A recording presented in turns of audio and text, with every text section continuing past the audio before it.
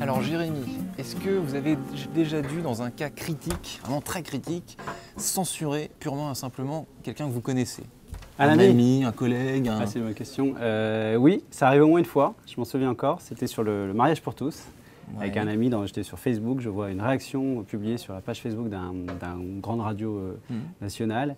Et c'était un propos hors charte, donc j'ai prévenu l'ami que j'étais un peu obligé de retirer son propos. Je lui ai expliqué pourquoi derrière, donc oui, c'est jamais agréable. Par pur professionnalisme. Vous êtes resté... oui, parce que sinon c'est moi qui me fais taper sur les doigts. Et vous êtes restés amis? Oui, oui, au contraire.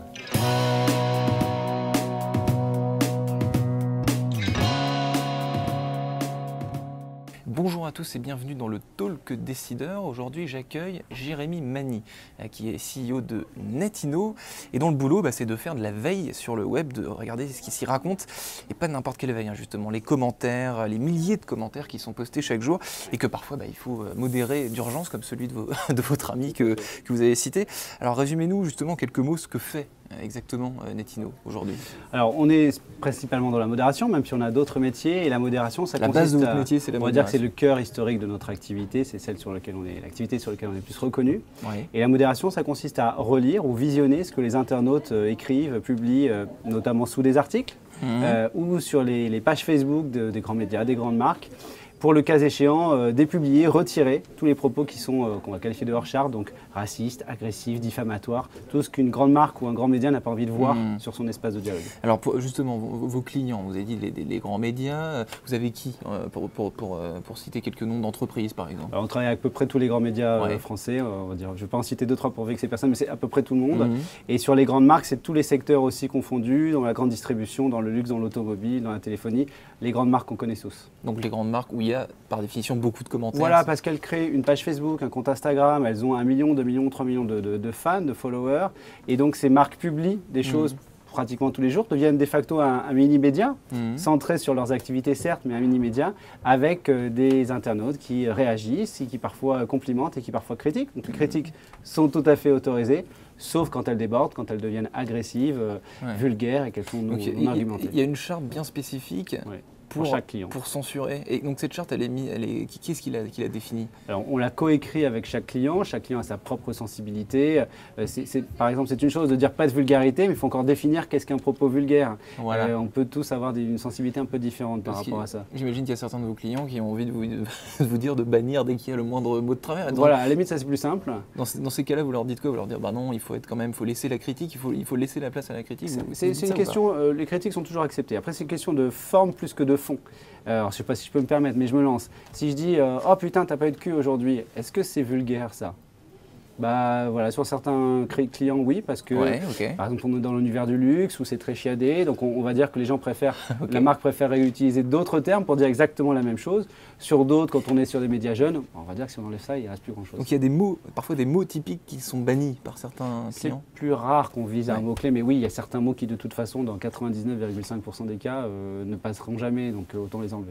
Alors vous avez dit tout à l'heure, les internautes, ils commentent, ils disent du mal, parfois ils disent du bien.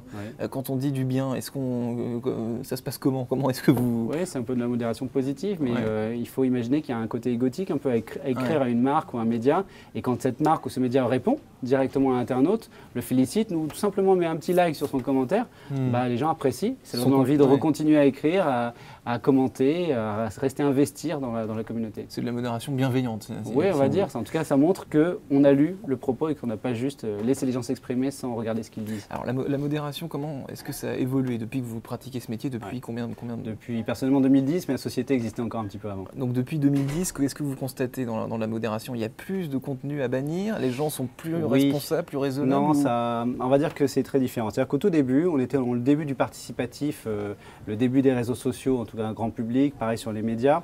Et donc c'était surtout les fans, les férus d'actualité, les passionnés qui se retrouvaient pour, dans la continuité des forums, échanger. Donc c'était relativement bienveillant et il y avait assez peu de débordements.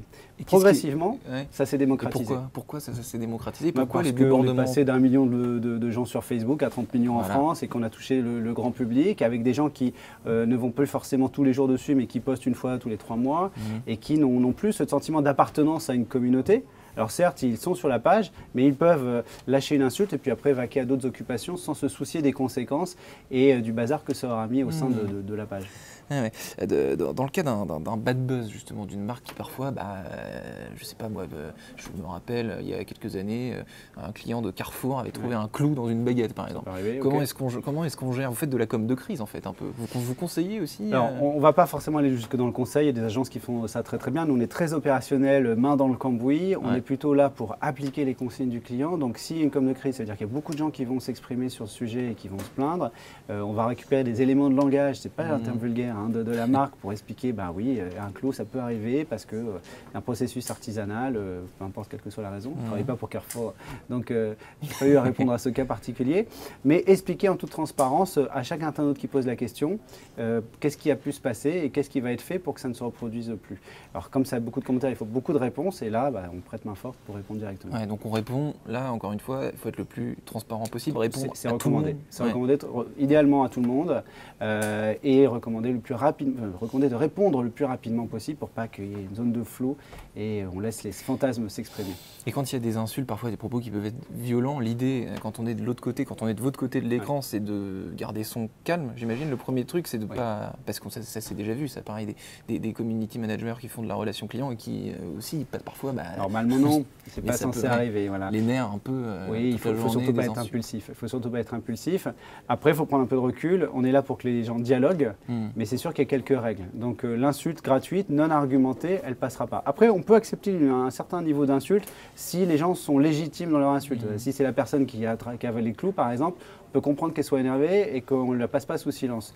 Les gens qui sont là pour alimenter… Ceux qui alimentent gratuitement et qui en profitent pour troller la marque, en l'occurrence celle que j'ai citée, ou quel que soit d'autre, pour juste gratuitement s'amuser, ça n'a pas beaucoup d'intérêt. Alors j'ai lu dans une interview sur l'usine digitale qui est publiée hier, que vous avez donnée donc, vous dites que les réseaux sociaux sont en train de faire leur crise d'adolescence. C'est quoi exactement cette crise d'adolescence? C'est un propos que j'ai tenu en effet, mais il faut prendre du recul par rapport à tout ça. Ça n'existait pas il y a quelques années, tous ces réseaux sociaux. Et même si on se contente de regarder la démocratisation qu'on évoquait de ces réseaux sociaux, il y a beaucoup de gens qui ne commentent sur les réseaux sociaux que depuis quoi? 2, 3 ans. C'est très très très récent à l'échelle d'Internet déjà, puis encore plus à l'échelle de l'humanité. Donc je crois qu'il y a des réflexes à avoir. Et on a des nouvelles générations qui arrivent, qui eux sont beaucoup plus, les plus jeunes, familiers avec les codes, avec le fait qu'on ne peut pas se permettre de tout dire, avec le fait qu'il faut à un moment se restreindre. Et voilà, c'est pour ça que j'appelle ça crise d'adolescence, parce que je considère qu'aujourd'hui il y a une transformation qui se fait et que les usages ont fait, et probablement on va arriver à un peu plus de maturité des internautes dans la relation qu'ils peuvent avoir entre eux, c'est-à-dire entre inconnus, parce que la plupart du temps ils réagissent avec des gens qu'ils ne connaissent pas. La maturité des internautes, donc, c'est dans combien de temps à peu près selon vous?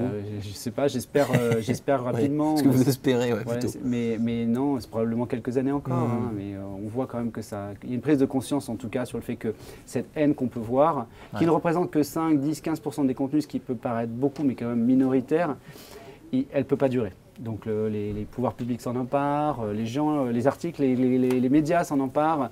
On peut espérer quand même que ça finisse par porter ses fruits et qu'à un moment donné, les gens comprennent qu'ils ne sont pas dans une impunité totale. Parce qu'aujourd'hui, c'est ça le cas. On peut insulter quelqu'un, on peut menacer de mort n'importe qui et se sentir dans une totale impunité derrière son écran, sur son canapé, avec son ordinateur sur les genoux. Il ne se passera rien, jamais un policier viendra taper à votre porte. C'est pas illogique. Soyez mature dans vos commentaires. Merci beaucoup Jérémy Mani de Netino. Au revoir.